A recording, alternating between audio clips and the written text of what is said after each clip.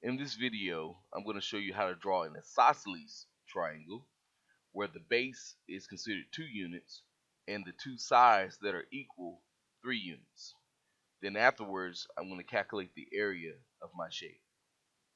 To begin, I'm going to use my line command, and I'm going to establish my first point here in the graphics area. To create my base, I'm going to use a relative coordinate. So I'm going to type in the @ symbol, 2 units on the x, comma 0 on the y. I press enter, and then I press enter a second time to end the line command. So now I have my base established at 2 units. To create my sides, I'm going to my circle command, using center radius as my option. I'm going to click the beginning of my line, and for the radius, I'm going to type in 3 and press enter. I'm going to do the same for the opposite side. I'm going to go back to my center radius, click the ending of my line, and again, my radius being 3.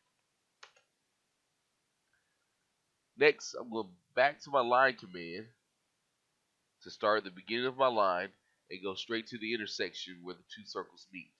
Come down on the opposite end. I'll press enter to end the line command.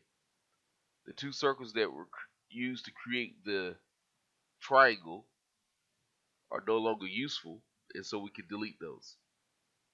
Next, I want to use my join command. So I go to modify, join command, and I want to select all 3 lines of my triangle.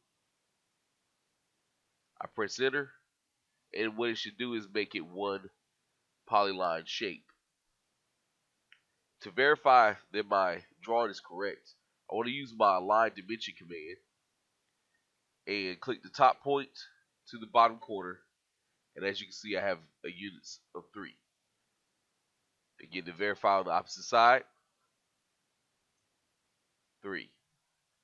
And again, lastly, my base being 2 units.